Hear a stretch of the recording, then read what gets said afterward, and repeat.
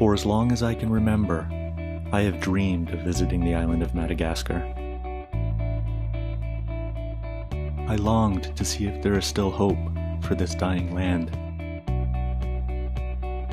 I wanted to meet the people who call this hallowed ground home.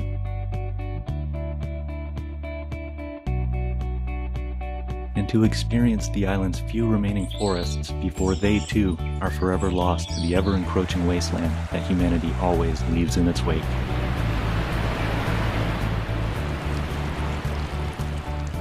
And of course, to see all of the unique and wonderful animals that have existed only in my dreams.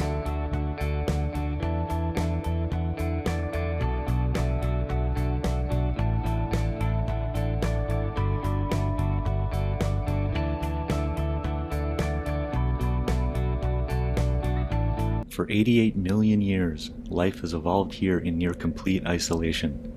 It is home to an astonishing 5% of the total known species.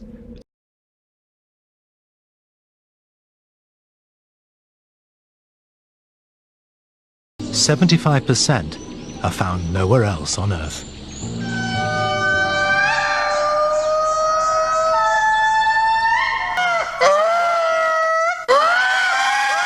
You're witnessing the alarm cry of the Madagascan injury, warning others of approaching predators.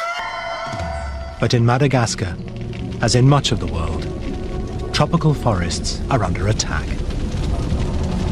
In cutting down the trees for firewood or burning them to cultivate the land, man has endangered the rare species that the rainforest has protected and cherished for so long. However, there are none of the large animals found on mainland Africa. There are no giraffes or elephants, none of the big cats, and no monkeys or gorillas either. Today, Madagascar is overpopulated, and the fate of the elephant bird is playing out over and over again in the few remaining wild spaces. As of 2012, the population is estimated to exceed 22 million people. This is the capital city of Madagascar, Antananarivo. It is the largest city in the country with a density of 22,000 people per square kilometer. It is polluted. The air is choking. But people continue to build and expand here and everywhere else on the island. One thing is certain, my dreams lie far from this city. Rural Madagascar is a patchwork of small villages that appear as if from out of nowhere after long expanses of barren land. Here, subsistence farming dominates the landscape, and the great island's slow and agonizing death from 1,000 cuts comes clearly into focus. The great forests are gone, along with the animals that called them home. They were long ago harvested for their prized woods, or slashed and burned to make room for more people, and thousands upon thousands of rice terraces.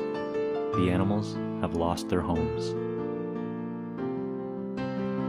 But within this destruction, there exist rays of hope. Small islands of unspoiled wilderness. Constantly threatened, these few remaining refuges are where the creatures of my dreams dwell.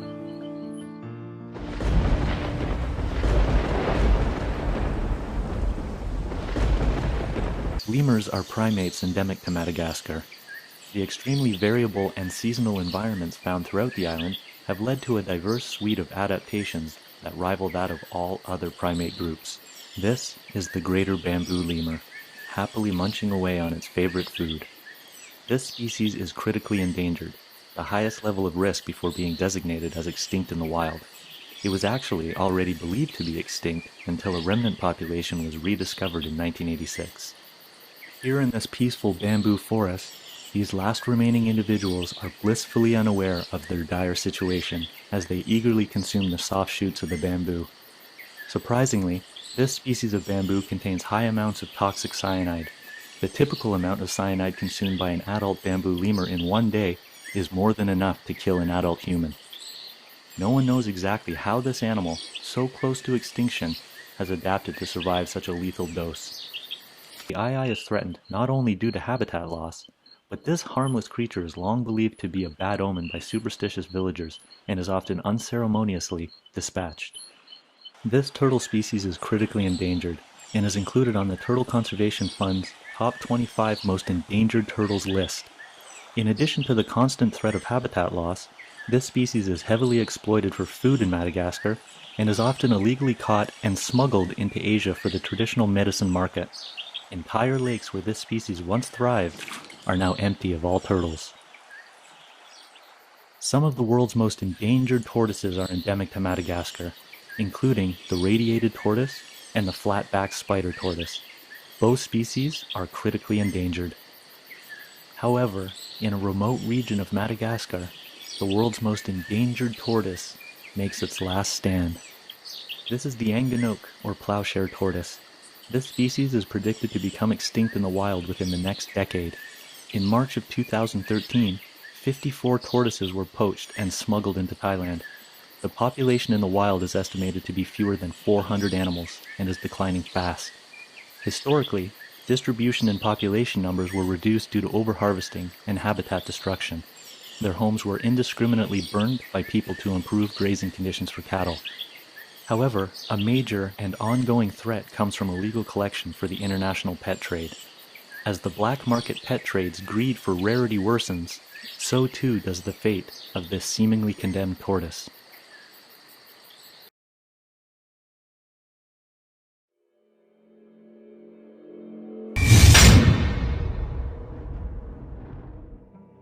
We have to look at it for what it is. It's organized crime on a very massive scale.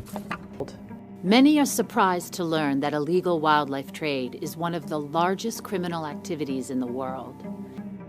On the scale of illegal black markets, the usual sorts of things like drugs and human trafficking, wildlife sits at the top 5. The value of the black market for illegal wildlife is estimated to be between $7 and $10 billion annually. The amount of money that is made by illegal wildlife trade is enormous. I mean, this is not one individual or a few individuals going around killing a few animals, as bad as that would be, and that would be bad. But it is wholesale slaughter of animals.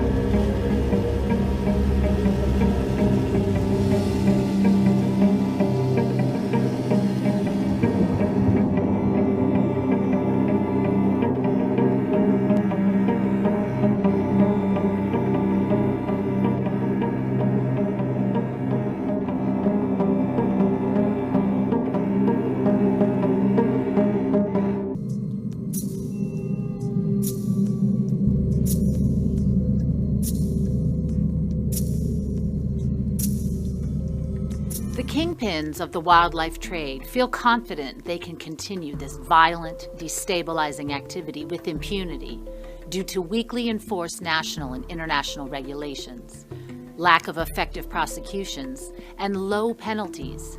This makes wildlife crime a low-risk, yet high-profit crime. But there may still be hope. Organizations work tirelessly to slow the decline of many endangered species.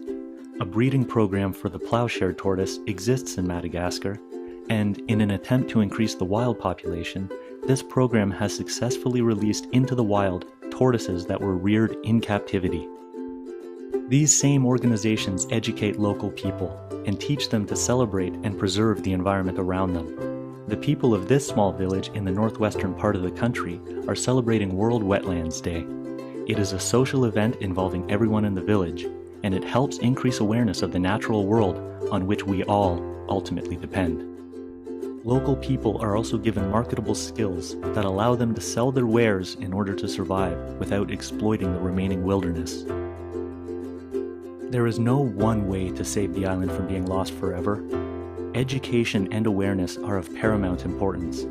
It is easy to ignore a problem when you can't see it, but now you've seen it, and it does not go away without action. Apathy has gotten us this far, but it is not too late.